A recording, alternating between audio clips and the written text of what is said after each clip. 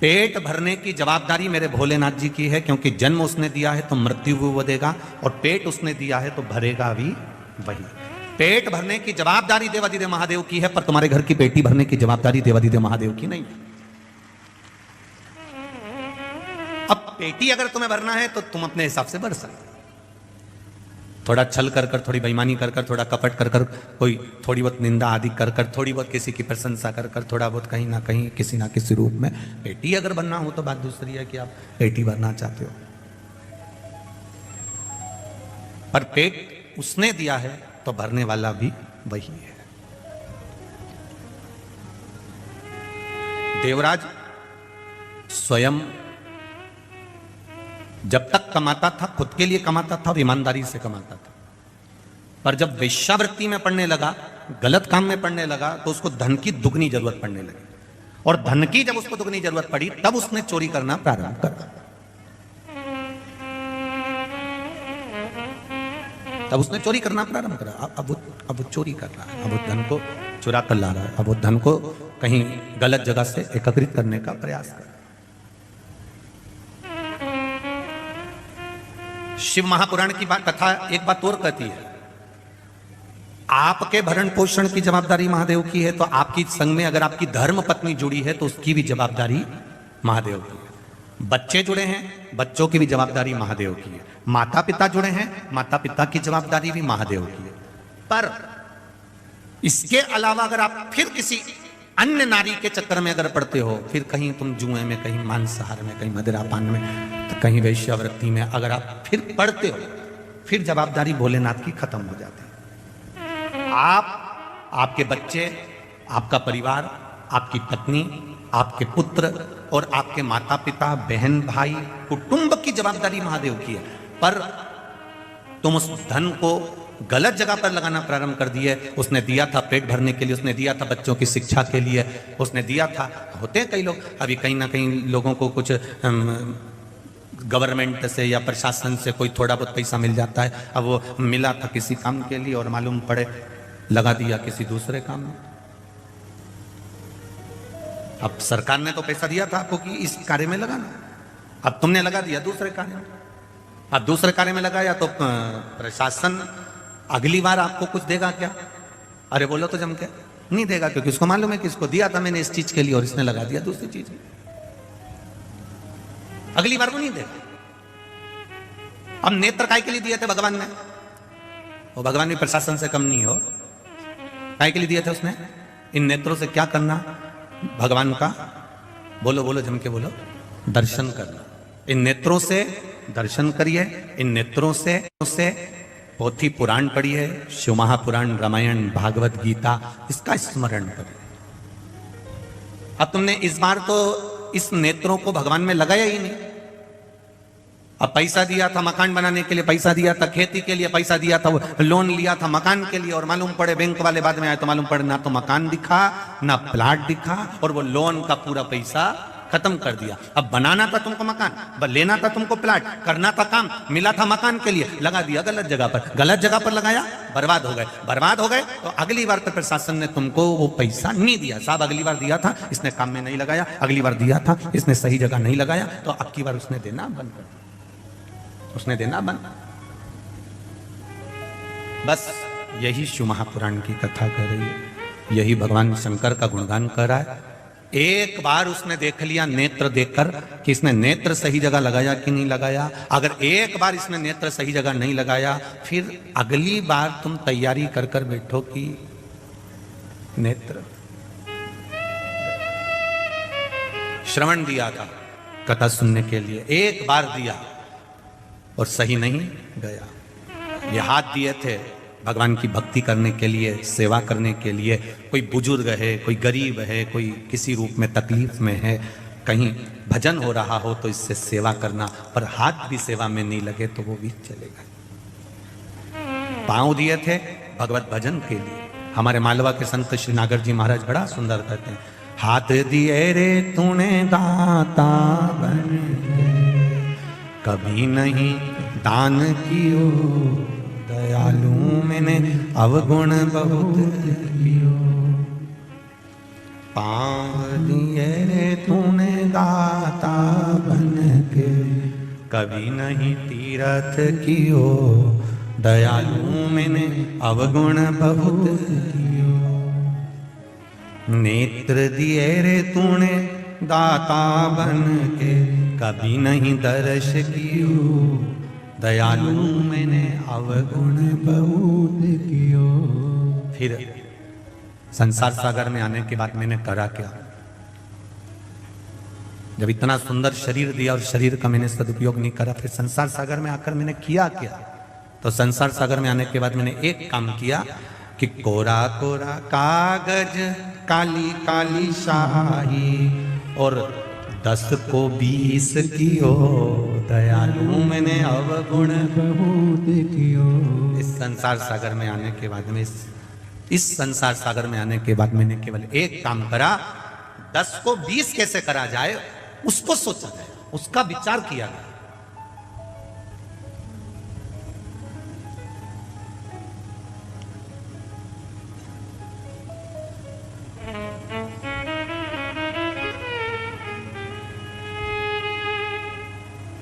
Blood की जांच कराने पर मालूम पड़ जाता है कि बीमारी कौन सी है, और कथा कराने से मालूम पड़ जाता है कि भक्त कितने हैं। ब्लड की जांच कराने से बीमारी का पता चल जाता है, और शिव महापुराण की कथा करवाने से, राम कथा, कृष्ण कथा, भगवान की अविरल भक्ति की कथा कराने से यह पता चल जाता है कि इसके हृदय में भाव कितना, इसके हृदय में, इसकी चित्तवृत्ति में परमात्मा का भजन कितना। आपको दिखेगा 7 दिन आप भी यही हो, हम भी यही हैं। कई कई ऐसे हैं 7 दिन सुबह 7 बजे से 6 बजे से यहां जगह संभाल कर बैठे रहेंगे, और कई ऐसे रहेंगे 1 बजेगी तब 10 मिनट पहले घर से निकलेंगे, 4-5 को दरवाजे पे परेशान करेंगे, 8-10 को रास्ते में परेशान करेंगे, तब अपनी गाड़ी बढ़ाते हुए, ठोकते हुए, परेशान करते हुए प्रशासन के लोगों को, चाहे पुलिस प्रशासन के हो, चाहे समिति के लोग हो, चाहे जो सेवा कर रहे हैं उनको, 50 बार अपनी दवेबदारी दिखाकर तब जाकर अंदर जाके बैठेंगे। कभी इनके जैसा तब कर देखो 5 बजे से 6 बजे से 7 बजे से, जरा देखो। बैतुल वालों के लिए कथा नहीं है, हम कहेंगे बैतुल वाले अगर कथा के पंडाल में नहीं आ सकते हैं तो एक बार रात को आकर इन भोलेनाथ के भक्तों का दर्शन कर जाना कि इनका भाव कितना शुद्ध है। ये दिखावे से नहीं आते, ये केवल 2 रोटी मिलेगी पड़े रहेंगे, नींद मिली तो भी आपसे कहने नहीं जाएंगे कि हमको भूखे हैं या भोजन। आपको हर 2-3 घंटे में कुछ चाहिए। ये सवेरे 7 बजे से जगह संभाल कर बैठते हैं, रात तक केवल 7 बजे से जगह संभाली, 1 बजे कथा चालू हुई। अब विचार करना, 7 बजे से 1 बजे तक का समय, उठते हैं, नहाए, वापिस आकर बैठ गए। एक जैसे बैठे, क्योंकि दूसरा महापास में बैठा है तो लेट भी नहीं सकते, ना आड़े हो सकते। एक जैसे बैठे हैं, एक आसन से बैठे हैं, इंतजार कर रहे हैं 1 बजे का। 1 बजे कथा चालू हुई, 4 बज जाएगी, जब आप देखना 5-5:30 बजे आकर देखना, तब इनको थोड़ा बहुत लेटते हुए नजर आओगे। रात्रि होगी, भोजन करा, भजन करा, रात को 1-1:30 बजे तक इनके भजन कीर्तन चलते रहते हैं। फिर सुबह हुई, प्रातः में स्नान करा, फिर भजन में लग जाते हैं। 24 घंटे श्री शिवाय नमस्तुभ्यम जप रहे हैं। हमने तपस्वी का दर्शन करा। कोई कहता है हम संतों का दर्शन करते हैं, कोई कहता है हम नर्मदा जी के घाट पर परिक्रमा करने वालों का दर्शन करते हैं, कोई कहता है हम उसका दर्शन करते हैं, कोई कहता है हम साधु का दर्शन करते हैं, कोई कहता है हम तपस्वी का दर्शन करते हैं। हम कहते हैं ये भी तपस्वी से कम नहीं, ये साधु और सन्यासी से कम नहीं, जो बैठकर भगवान शिव का गुणगान कर रहे हैं, भगवान शिव की अविरल भक्ति को धारण कर रहे हैं।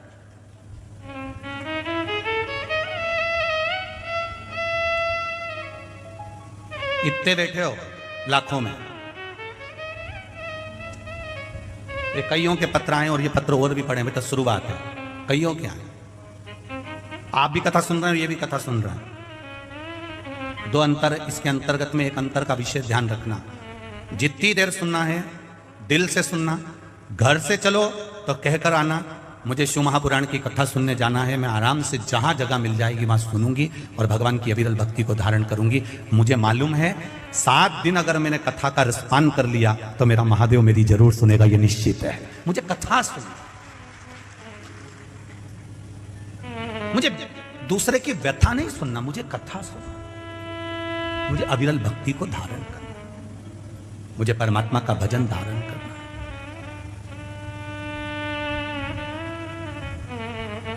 और जब तक वो नहीं चाहेगा तब तक आपको आनंद की अनुभूति नहीं हो सकती। कहीं कृपा,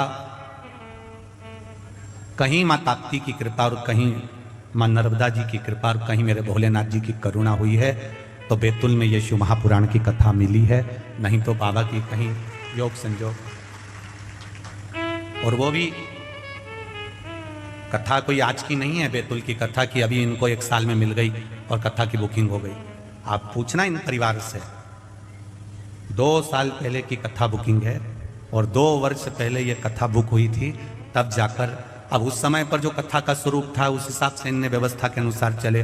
फिर कथा का स्वरूप बढ़ता गया, लाखों में भीड़ आने लगी, फिर व्यवस्था बढ़ी, तो धीरे धीरे धीरे धीरे धीरे धीरे कहीं कहीं शिव ने संभाल लिया, शंकर के रूप में पूरे बैतुल वासियों ने संभाल लिया और इस कथा का आनंद शिव कृपा से।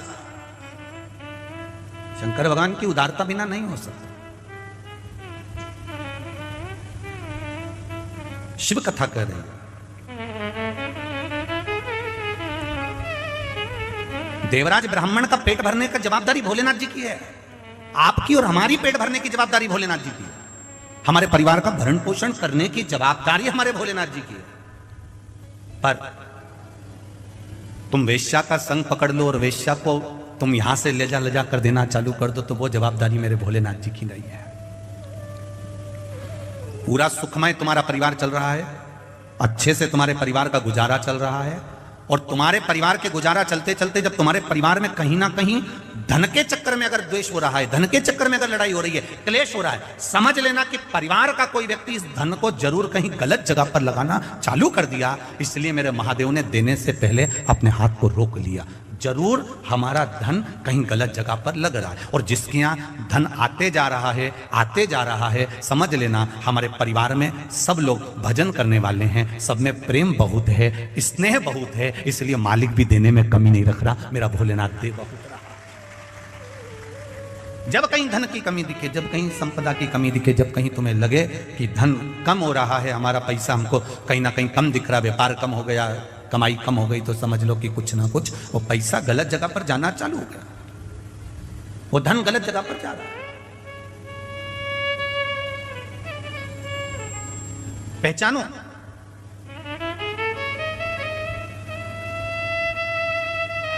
गाय, लक्ष्मी और बेटी,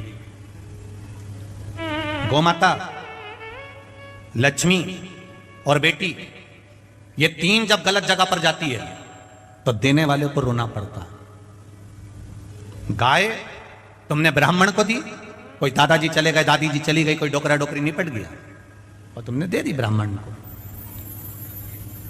ब्राह्मण लेकर गए गौ माता को, जब तक गौ माता ने दूध दिया उसको संभाल कर रखी, फिर बाद में मालूम पड़े वो गाय तीसरे को दे दी, तीसरे से चौथे को गई, चौथे से 5वें को गई, वो बाद में गाय कसाई के हाथ में पहुंच गई। गौ माता जब कसाई के हाथ में पहुंची तो कटते समय जब रोती है तो बद्दुआ देती है। वो बद्दुआ ना ब्राह्मण को लगती है ना किसी दूसरे को लगती है, जिसने संकल्प छोड़ा था गौदान का, वो बद्दुआ उसको लगती है कि तूने मुझे दान दिया था तो मैं गलत जगह कैसे पहुंच गई। उसी तरह गौ दान जिसने दिया उस दान करने वाले को रोना पड़ता है, और कन्यादान जिसने दिया, और बेटी अगर किसी गलत लड़के के चक्कर में फंस गई और तुमने कह दिया साहब हमने तो जमाई अच्छा देखा था और बेटी को दुख है, बेटी को कष्ट है, तो उसको भी रोना पड़ता, कन्या दान करने वाले को रोना पड़ता। 2 कन्यादान वाले कितने रोए हैं जरा विचार करिए इस ताप्ती शिव महापुराण कथा। एक दक्ष प्रजापति और दूसरे नंबर पर थे विश्वकर्मा जी। 2 कन्यादान करने वाले कितने रोए, ये ताप्ती शिव महापुराण प्रारंभ हो गई यहां से। 2 कन्यादान वाले कितने रोए हैं, अगर उन रोने वालों का स्मरण करा जाए तो एक है दक्ष प्रजापति और दूसरे हैं विश्वकर्मा जी। भगवान विश्वकर्मा और प्रजापति दक्ष, ये जो जितने रोए हैं इनके बराबर कन्यादान करने वाला। क्यों? दक्ष प्रजापति को रोना इस बात का आया, मैंने बेटियों का विवाह करा, मैंने अपनी बेटी का विवाह ये चंद्रदेव के साथ में करा, और चंद्र मेरी केवल एक बेटी को चाहता है और बाकी की बेटियों का अपमान करता है।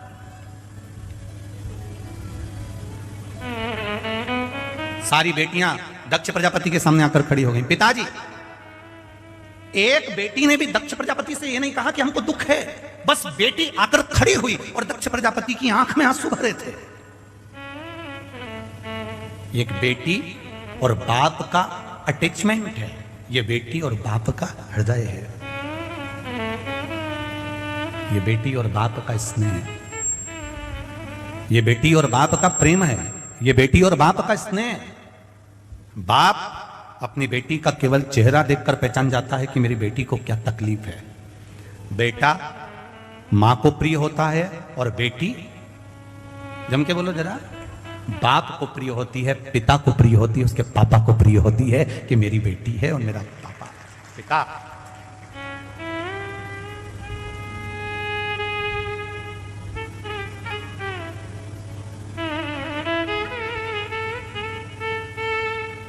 मायके का मतलब मालूम होता है सबको?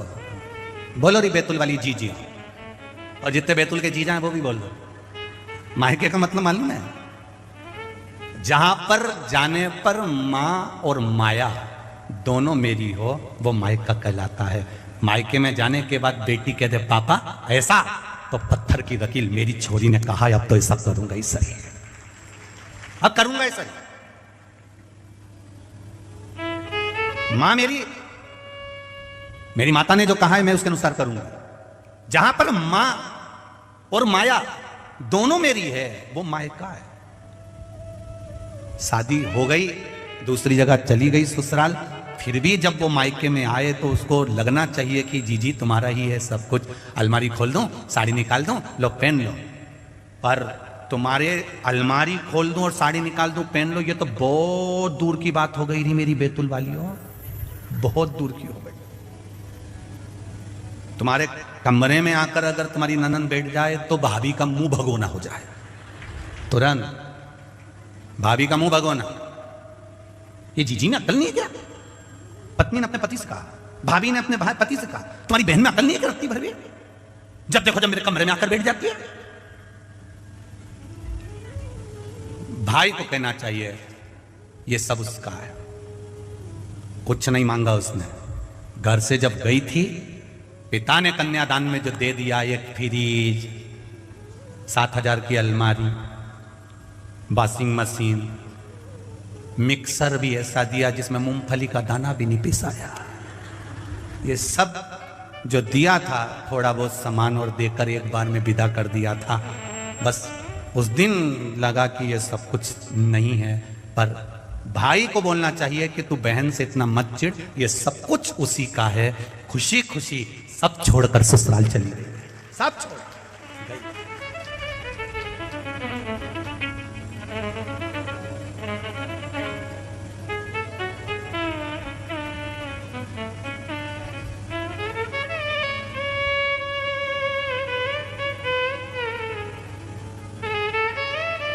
सब छोड़ दिया।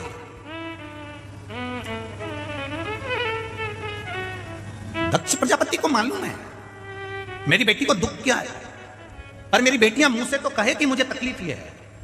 विश्वकर्मा जी को मालूम है कि मेरी बेटी को संज्ञा को दुख क्या है, पर संज्ञा एक बार तो मुंह से कहे कि पिताजी दुख ही है।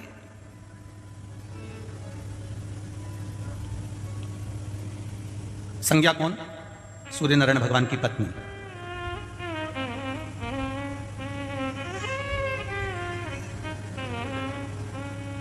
विश्वकर्मा जी को मालूम है मेरी बेटी संज्ञा को दुख है, और दक्ष प्रजापति को मालूम है कि मेरी बेटियों को दुख है, पर मुंह से कहे तो सही। कई बार बेटियां बोल नहीं पाती, और बेटियों को बोलना चाहिए, बेटियों को कह देना चाहिए। और पिता का प्रेम किसको कह सकते हैं, पिता की करुणा किसको कह सकते हैं? वो दिल्ली में जो श्रद्धा के 35 टुकड़े हुए, किसी को ज्ञात नहीं था, केवल एक पिता का दिल कचोट गया। और पिता ने सोचा बहुत दिन से श्रद्धा की खबर नहीं आई। पिता उसी समय दिल्ली पहुंच गया। फिर उसने ढूंढना चालू करा, जब कुछ हाथ नहीं लगा तब फिर पुलिस प्रशासन के पास गया, तब जाकर खुलासा हुआ उस बाप के सामने की बेटी के 35 टुकड़े हो गए। बाप और बेटी का अटैचमेंट किसको कहते हैं, बेटी और बाप का स्नेह किसको कहते हैं? बेटी की आंख में आंसू आते हैं और बाप पहचान जाता है कि मेरी बेटी क्यों रोई है, उसकी आंख में अश्रु कैसे आ गए, उसके नैनों में जल कैसा आ गया।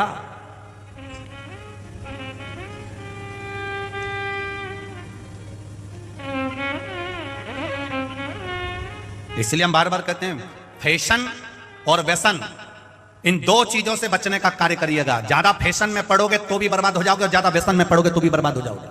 फैशन भी तुमको बर्बाद कर देगा और व्यसन भी तुमको बर्बाद कर देगा।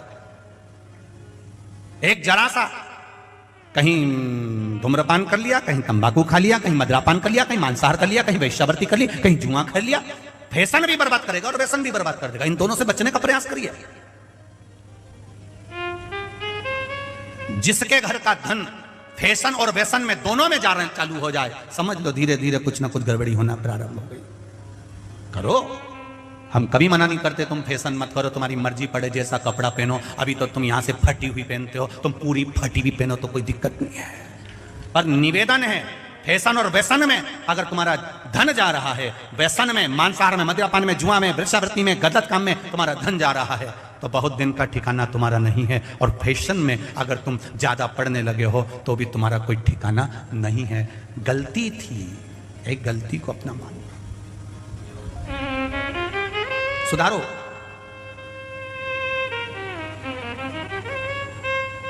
बहुत मर्यादा से हम लोग कथा कर रहे हैं, आज पहला दिन है इसलिए शांति से।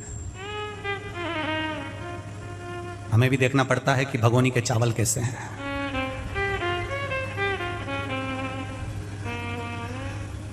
क्यों बात रही जी? सही है, देखना पड़ता है कि चावल कैसा है। हो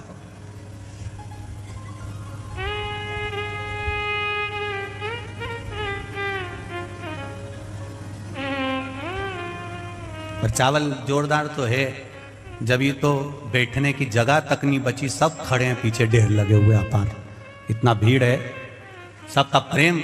ये समझ में आता है कि आप लोगों की भक्ति बड़ी प्रबल है, भाव बड़ा प्रबल, हृदय।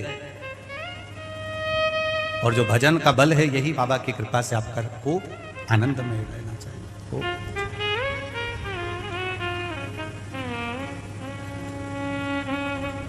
महाराज शिव कथा कर रही है, भगवान शंकर की करुणा कर रही है। पिता पुत्री का मुख देखकर पहचान जाता है तकलीफ क्या है। दक्ष प्रजापति को भी रोना आया अपनी बेटियों को देखकर, और विश्वकर्मा भगवान को भी रोना आया था अपनी बेटी को देखकर, संध्या को देखकर। आंखों में जल भरा हुआ था।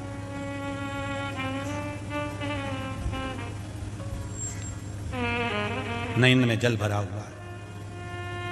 दक्ष प्रजापति ने भी अपनी बेटियों से पूछ लिया था कि बात क्या है, कुछ बोलोगी तुम? 3 बार मेरे पास में सारी की सारी बेटियां आ चुकी हैं, मेरी पूरी कन्याएं आ चुकी हैं, पर तुम बोलती क्यों नहीं हो? हुआ क्या? चंद्र ने कुछ कहा तुमको? कुछ बोला तुमको? नहीं। छोटा मोटा दुख होता है ना,